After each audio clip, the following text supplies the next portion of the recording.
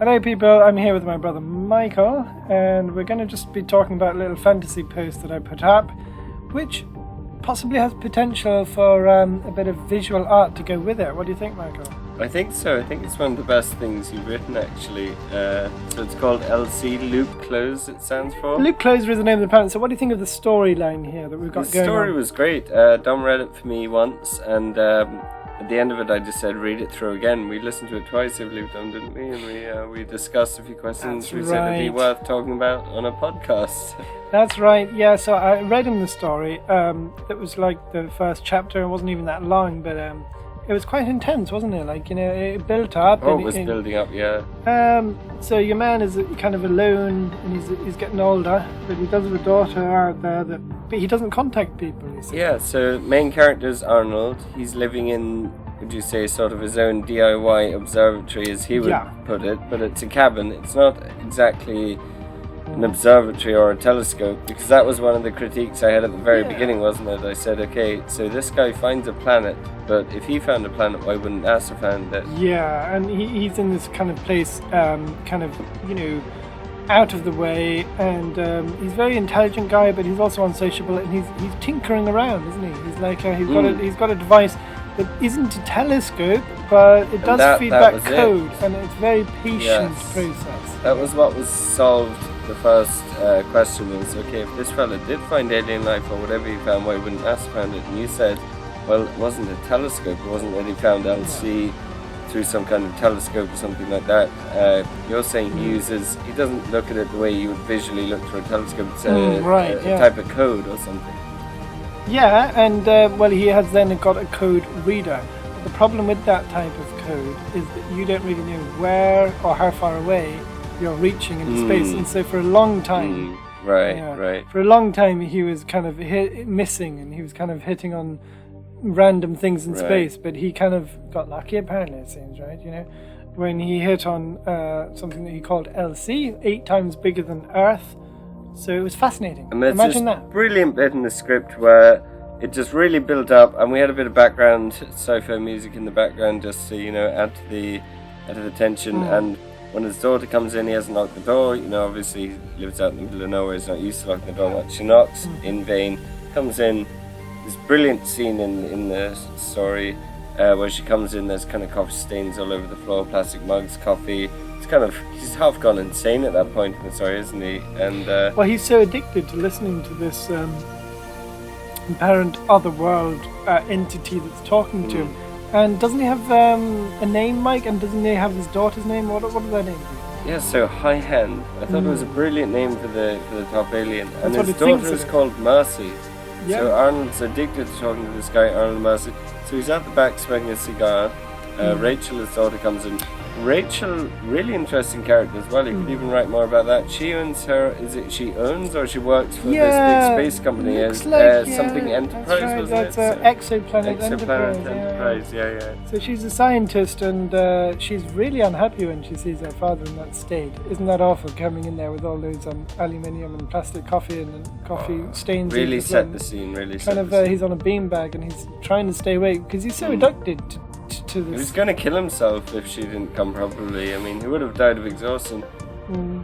But what do you think that's? I mean, is that ridiculous? I mean, if you discovered a new world and you just kept wanting to listen, and there was emotions building every time we went through. I mean, I think we could all relate to that. I mean, it's a bit like staying up in the sesh, isn't it? Like, imagine if you were the only person in the world able to contact aliens or something like that, and you were.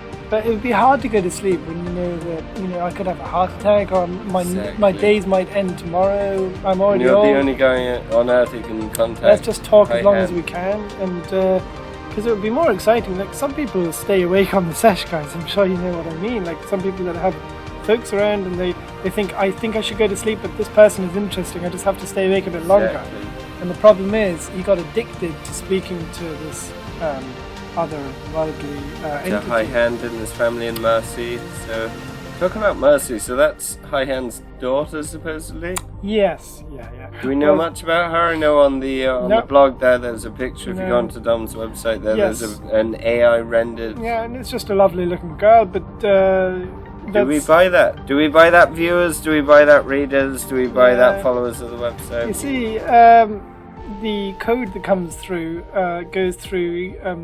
It doesn't come through images. So if you feed the code into an AI system and ask it to draw something, then of course, because it's programmed to only do human things, then it'll do the best human interpretation. So it'll come up as a beautiful girl. But maybe she's beautiful and she's young, but maybe she doesn't really look like what the AI drew. So we don't really know what she looks like. That was the thing before the podcast. I asked you, I said, look, that image there, she looks quite human. And it's AI generated, so... but then you responded with saying, we don't know where the story's going to go. Yeah. You know? Is that the way it's coded in terms of human? Is it an alien he's talking to? Is it a hallucination? Yeah, but what kind of story would you like to see, Mike? Which direction? Would it be more sci-fi direction, or would it be fairy direction, fantasy, where it's actually the higher world, and these are actually just fairies that are onto him, and they're kind of kidding him? Or would you like to see something where this is real, and she does look like that image, and High Hand is a real kind of human-looking person? This could be a bit controversial, because a lot of the viewers now, when it's posted on the blog and the website, they're obviously big fans, followers of the Crime or Crown series, which is the main series, by the way. Link in the description and everything. New book coming out. We won't give away too much about that. That'll be on a different podcast. But for now, we're talking about LC. In terms of LC, I personally like the sci-fi take on where it could go. Well, I can see how it could go. Is it realistic enough, though? You know, I mean... I think it could go in a good way. Because you said at the very beginning that he wouldn't really just find that planet. Well, if it was with the telescope. But now you're saying he has a device. Yes, he does, yeah. We don't know what that device is. Yes, and... maybe he can, maybe there's new evidence coming out now. At the end of the story, Rachel is trying to decide whether to destroy the headpiece called the superverbal conveyancer. Do that. That would be a do you think she should study that, Michael? Or should she destroy it? No, in case she gets kind of addicted to it, if like her dad, and ends up like her dad. If she destroys that and Arnold dies next day in hospital, that would have been the only chance we had of contacting life. What if we never contact life again? And what if they come on us on surprise? So does she really believe that those are aliens then? Does she believe it's some weird thing that he came up with that makes him go insane? All scientists are skeptics, and she's been working in the field herself. She's skeptical about it. Yeah, but like, remember the last paragraph? She's also a daughter of her beloved father, and you know, she doesn't want it to ruin her life or her dad's life by listening to it. True. So should she destroy it and just carry on with her science life? Or will curiosity get the better of her and she wants to study this? Yes, in the second last paragraph there, doesn't she mention she's open-minded about it, but she's scared as well, you know, when she heard it. She didn't immediately dismiss it. She heard this voice coming, she looked back. There's that great dramatic scene at the end of the essay, where he's got lots of takeaway cups and aluminium mugs, and everything's building up. It's very dramatic at the end of it. He's shouting at her, she's shouting back at him. There's also this voice coming through, which was meant for Arnold, and he's still talking to Arnold because the alien or whatever it is, the High Hand, doesn't know that the headpiece has been switched. So you have this voice coming through that's meant for Arnold. He's half cut, one eye's closed. He senses that something's going on there. He senses that you're on the verge of destroying yourself. He senses something is going wrong, which means that this might not really be an alien. It might just be a higher world. It might be something fantasy related. Who knows? But it's kind of mixing sci-fi with fantasy. So guys, leave your comments below. Say what you think is more realistic or what you'd like to see. Is this really just an outreach from the fairies, or is this a cool sci-fi premise to a cool sci-fi story? We'd love to hear your comments. Thanks for all the support.